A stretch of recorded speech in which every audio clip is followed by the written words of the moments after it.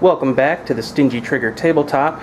This is Trigger here today to do a review of a great option for those of you who are looking for a high-value 1911. Introducing a gun that is surely going to become a workhorse here in StingyTrigger, the Remington 1911 R1. Beautiful, isn't it? As always, I'd like to start off with a little history where and when I can. Now, I'm not going to talk about the history of the 1911. There's a lot of guys out there who've made their careers built around this gun. Researching, collecting, maintaining, preserving. And there's a lot of guys who can do a lot better job than I can and have doing a history of the 1911. However, I would like to talk a little bit about Remington's history with the 1911.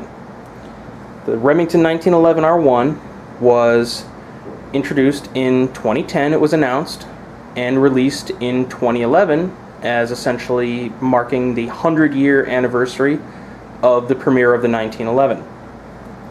And a lot of guys, myself included, really stopped and found ourselves scratching our heads going, Remington?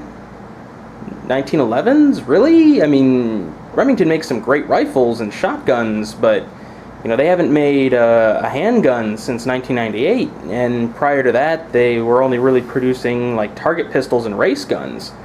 And before that, yeah, okay, there were some revolvers and stuff like way back in the day, back in like the 1860s and early 1900s, but Remington hasn't made a real commercial handgun in almost a century.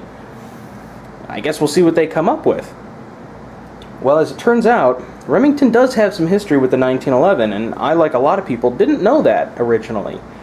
Back in 1911, when the design premiered, and especially leading up to World War I, Colt, the Springfield Arsenal, and a couple of other manufacturers who've been contracted initially to produce the first runs of the 1911 for the U.S. Army and Navy and Marine Corps, couldn't get enough 1911s into the hands of the officers, let alone produce them for commercial sale, which they were available at the time for. As a result, the government contracted a number of other manufacturers, Winchester, Remington, heck, even the Singer Sewing Machine Company, to produce first iteration models of the 1911. So Remington produced them from roughly 1911 till about 1921, almost a decade, just a little bit shy. And these were produced during World War I. These were the original John Moses Browning pattern 1911s. And these were available for about that decade, and Remington didn't produce a lot. They only produced 20-some-odd thousand, in the low 20,000s.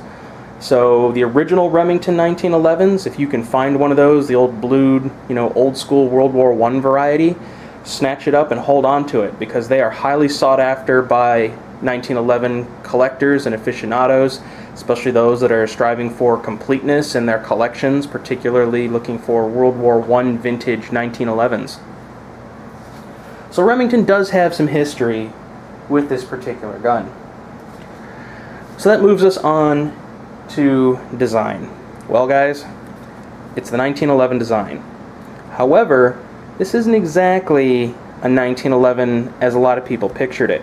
When Remington first announced this gun and said they were going to put out their own 1911, a lot of guys who knew what they were talking about were really hopeful that what they were going to see was Remington, dusting off old machinery from a warehouse and breaking out the original tooling and producing new 1911s, not even GIs, not even the A1, 1922 revision versions, but an old school World War I style 1911 made with brand new materials in the 21st century.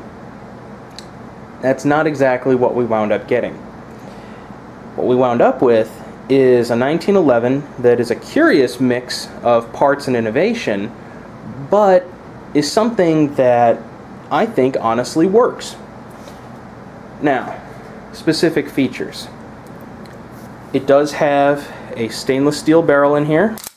It's a match grade barrel, stainless steel, 5-inch, and a stainless steel barrel nut. That's a modern innovation on the original 1911 design. It does have a 3-dot sight picture here. These are dovetailed in, so you can undo them. You can take them back out and exchange them if you, say, want just flat black blades or GI sights or what have you.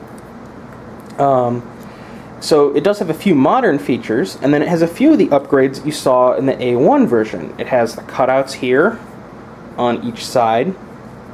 It has the deeper back serrations. It has the extended hammer spur that helps protect you against hammer bite when the hammer comes back. Although, as you can see, if you're a big fat guy like me with a big fat hand, that hammer spur can still get you when the hammer comes back and bite you a little bit. However, it does have some of those GI features, however it's lacking others. It doesn't have the arched rear mainspring housing that you find on true GI versions, and obviously it doesn't have anything even approaching the original sight pattern or trigger of the weapon. It does have the shortened trigger of the GI. So it's a curious mix of modern features intermixed with GI features intermixed with original 1911 features. And honestly, I think as far as this gun comes together, it works quite well. It does have a few other features that they advertise. It has a beveled magazine well. Not as beveled as much as I might like, but still pretty good. They do claim that they have a polished feed ramp. Again, don't know if you can see that there. It is polished, not the greatest though. I would personally prefer it a little bit more buffed up than what Remington provides it straight from the factory. So what we have here is a curious mix of what would be your dad's 1911, your granddad's 1911, and your great-granddad's 1911. However, like I said, I think Remington did a good job with this one, and I think it works. That moves us on to materials. Well, for those of you who want an American-made gun, it says it right there on the side. Remington Arms Company, Ilion, New York, USA. It's American steel, American gun, American manufacture. All top quality, high quality, stainless parts, internal, aluminum trigger, steel frame. It is a beast of a 1911, and we'll come back to that when we get to size and weight. But suffice it to say, as far as the materials are concerned, even the walnuts in the grips and the checkering here that they put into it, it is a top quality gun that, in my opinion, probably should be selling for a lot more than they're charging for it. But we won't tell Remington that one, will we? Cartridge capacity? Well, guys, it's a 1911. It'll take any 1911 mag you can get, but as it's single stack, as it's 45 ACP, you're typically going to be hovering in the 7+ range, but topping out around 10 or 11 rounds. Standard GI mags, 7+1 in the chamber work. Remington does actually make these guys. These are 8-round magazines. They have a little extended floor plate and a slightly shorter magazine follower in there. So you can get 8 rounds, so 8+1 for 9 if you decide you want to carry this guy. And of course, if you get yourself, like, say, a Wilson Combat 10-round magazine, you can get about 11 in here. But really, that's about the extent that you're going to get in any 1911, and the R1 is typical of that. So, moving on, field stripping and maintenance. I'm not going to run through it. There's a lot of guys, like I said, who've done a lot better job than I, who've written entire guides on how to rebuild these things.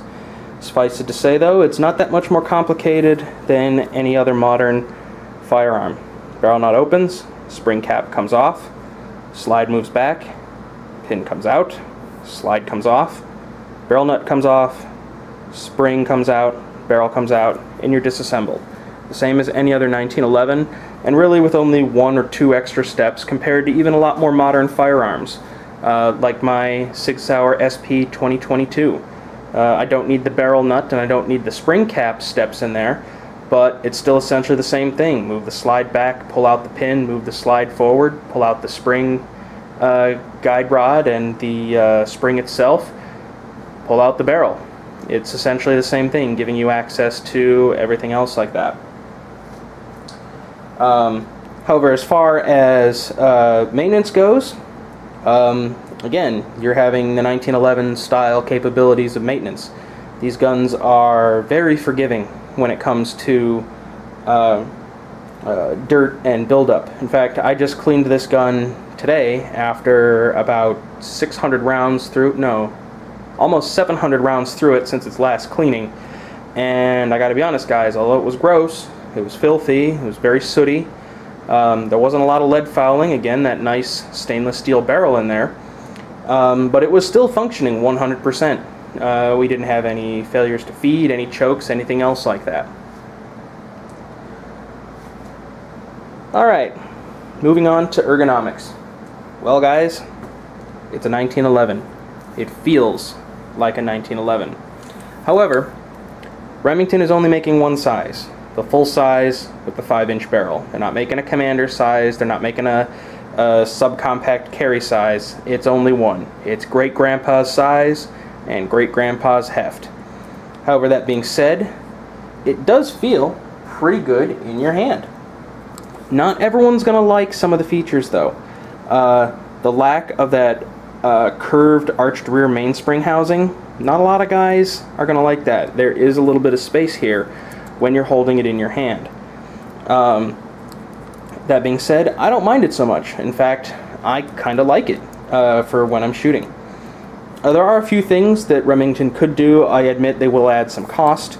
They could add some grooves or checkering to the front strap. That'd be kind of nice.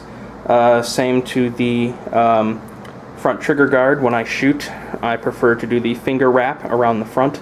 Having a little something there would be kind of nice to hold on to as opposed to the nice smooth surface. Nevertheless, those are minor considerations, things that can be easily fixed with grip tape.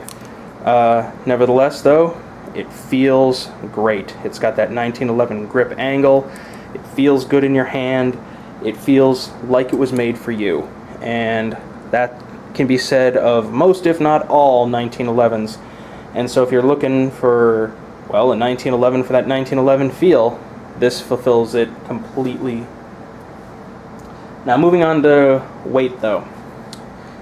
For those of you who've handled a 1911, you'll know the 1911 Piper demands his fees in weight, and if you want to carry a 1911, you're going to be toting around some serious ounces with you. This gun in particular, being an all-steel frame, having a stainless steel barrel nut, and everything else, the bare gun completely empty clocks in at 2.51 ounces. Throw in a 8-round magazine. For sake of argument, let's just say it's a 7-round magazine. It's a GI mag, so you got 7 plus 1 for being in the chamber. You're looking at 2 pounds, 13.5 ounces. If you're going to rock a longer Wilson Combat in there, add another ounce or 2 maybe to that. At least, probably add another 3-4 ounces, pushing 3 full pounds. If you want to do something like maybe put on a slip-on grip or a wrap-around like Packmeyer style grip, that is also going to add some weight to this guy. Now, is there some stuff you could do to shave some weight? Maybe. Perhaps you could find some nice lightweight aluminum grip panels that might save you a couple of ounces. You could maybe have your slide milled out, put in a milled out trigger, put in a milled out, skeletonized hammer. Might that save you some weight? Maybe run the smaller GI mags? Possibly. But at most you're going to be cutting a few ounces here and there. I highly doubt you'll drop to below much more than, say, 2.5 pounds. So you're still going to be hauling around, in excess of 50 ounces hanging off of your belt if you decide to carry this 1911. And for that matter, if you decide to shoot it. And I will say, though, that if you do shoot this, you're thankful for those 3 pounds when that 45 ACP kicks off. Alright. Please come back for part 2, where we're going to run down its track record and value. See you there.